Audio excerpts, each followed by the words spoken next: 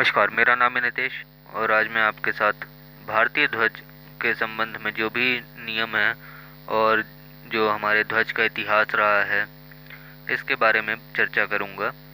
तो आइए देखते हैं कि हमारे ध्वज का इतिहास क्या रहा है। तो 1906 के समय में भारत का जो पहला राष्ट्रीय ध्वज था, जिसमें कि लाल, पीले और हरे रंग की 3 क्षैतिज पट्टियां शामिल थीं। ये लाल रंग की पट्टी हो गई, ये पीली पट्टी और ये हरी पट्टी। 7 अगस्त 1906 को कलकत्ता में लोअर सर्कुलर रोड के पास पारसी बागान स्क्वायर पर फहराया गया था। तो इसको कहाँ फहराया गया? पारसी बागान स्क्वायर के पास में फहराया गया था और ये कलकत्ता में 1906 में फहराया गया। इसके बीच में वंदे मातरम लिखा हुआ था, नीचे लाल पट्टी पे सूरज और चांद बने थे और ऊपर हरी पट्टी पे कमल का फूल बना था। ये झंडा जब बांग्लादेश को अलग किया गया, उसके वजह से इसको बनाया गया था। उसके बाद से बदलाव आता है 1921 में। वर्ष 1921 में स्वतंत्रता सेनानी पिंगली वेंकैया, कौन? पिंगली वेंकैया ने महात्मा गांधी से मुलाकात की और ध्वज के एक मूल डिजाइन का प्रस्ताव रखा। तो पिंगली वेंकैया जी ने महात्मा गांधी से मुलाकात करने के बाद ध्वज का एक डिजाइन उनके सामने, महात्मा गांधी के सामने रखा, जिसमें उन्होंने कहा कि लाल पट्टी हो और हरे रंग की पट्टियां उसमें शामिल रहें। तो एक ये नीचे लाल पट्टी, उसके ऊपर हरी पट्टी और यहाँ बीच में ये गांधी जी का जो सूत काटने वाला यंत्र होता है, चरखा, उसको शामिल किया गया। उसके बाद जो बदलाव आते हैं वो 1931 में आया। तो इसमें क्या हुआ कि 1931 में कराची में कांग्रेस कमेटी की बैठक में तिरंगे को हमारा राष्ट्रीय ध्वज के रूप में अपनाया गया। तो 1931 में क्या हुआ कि जो कराची में कांग्रेस की बैठक हुई थी, उसमें ये जो हमारे इंडिया का ट्राई कलर है, केसरिया, सफ़ेद और हरा रंग, इसको अपनाया गया, जिसमें बीच के में गांधी जी का चरखा हुआ करता था।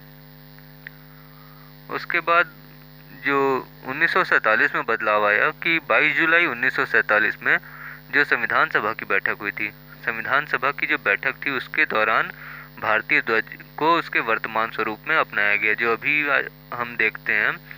3 पट्टियां, केसरिया, सफ़ेद और हरा और बीच में अशोक चक्र, ये 22 जुलाई 1947 को अपनाया गया था।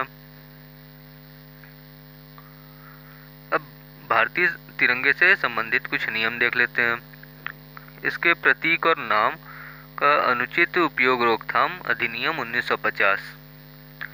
यह राष्ट्रीय ध्वज सरकारी विभाग द्वारा उपयोग किए जाने वाले चिन्ह, राष्ट्रपति या राज्यपाल की आधिकारिक मुहर, महात्मा गांधी और प्रधानमंत्री के चित्र में निरूपण तथा अशोक चक्र के उपयोग को प्रतिबंधित करता है।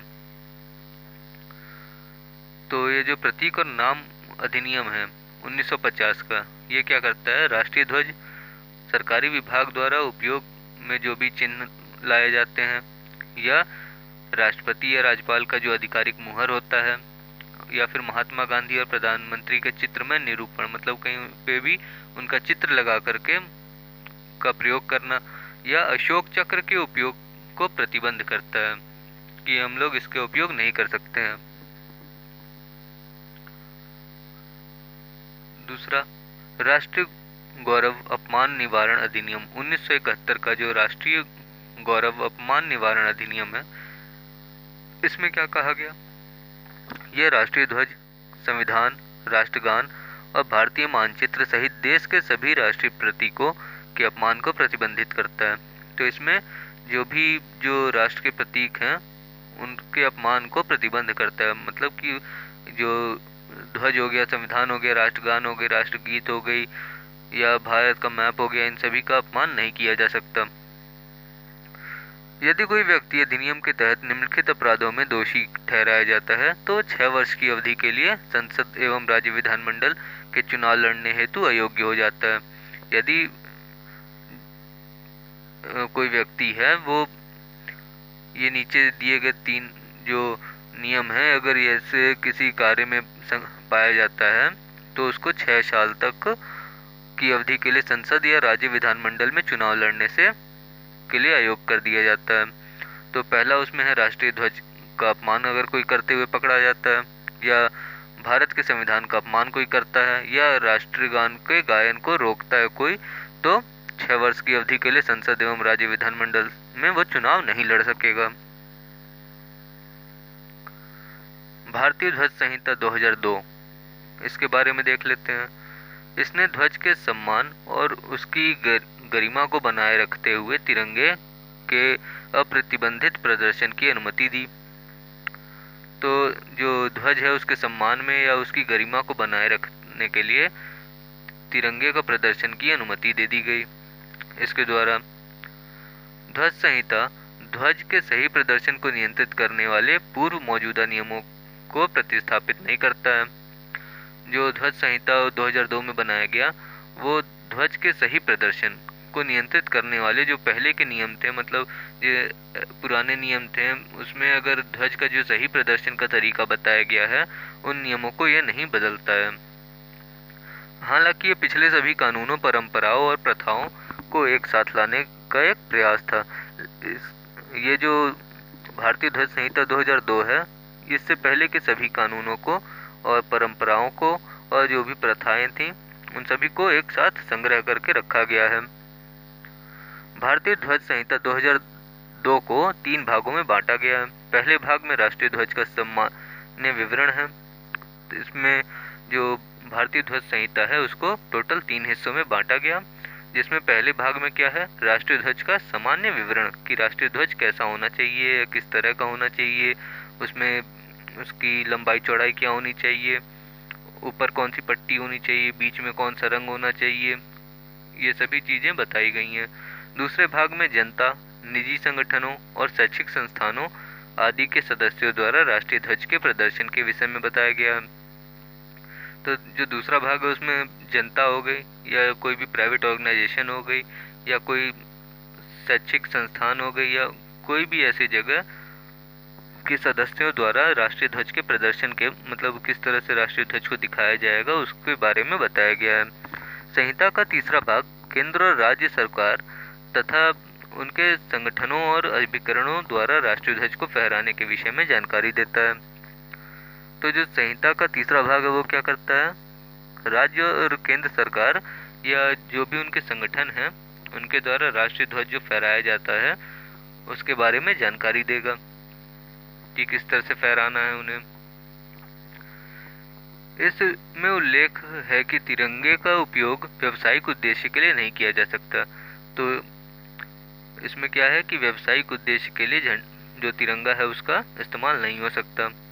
इसके अलावा ध्वज का उपयोग उत्सव के रूप में नहीं या किसी भी प्रकार की सजावट के प्रयोजन के लिए नहीं किया जाना चाहिए। कोई भी अगर उत्सव है उसमें नहीं होना चाहिए इसका प्रयोग, या कोई भी सजावट करने के लिए इसका प्रयोग नहीं होना चाहिए। आधिकारिक प्रदर्शन के लिए केवल भारतीय मानक ब्यूरो द्वारा निर्धारित विनिर्देशों के अनुरूप और उनके चिन्ह वाले झंडे का उपयोग किया जा सकता है। तो अगर कोई भी आधिकारिक प्रदर्शन करना है तो उसके लिए केवल भारतीय मानक ब्यूरो के द्वारा जो भी निर्धारित नियम के अनुसार से जो भी चिन्ह दिए जाएंगे या जो भी झंडे उनके द्वारा बताए जाएंगे उन्हीं का ही सिर्फ प्रयोग किया जा सकता है। संविधान का भाग 4A, इसमें क्या होता है, संविधान का जो भाग 4A है उसमें कहा जो है वो मौलिक कर्तव्य के बारे में बताता है। तो मौलिक कर्तव्य जो है वो 11 है इस समय। इसमें केवल जो अनुच्छेद 51A है इसी के अंदर सारे मौलिक कर्तव्यों को बताया गया है और ये संविधान के भाग 4A में आता है। अनुच्छेद 51A का सब क्लॉज A के अनुसार भारत के प्रत्येक नागरिक का यह कर्तव्य होगा कि वह संविधान का पालन करे और उसके आदर्शों एवं संस्थानों, राष्ट्रीय ध्वज तथा राष्ट्रगान का सम्मान करे।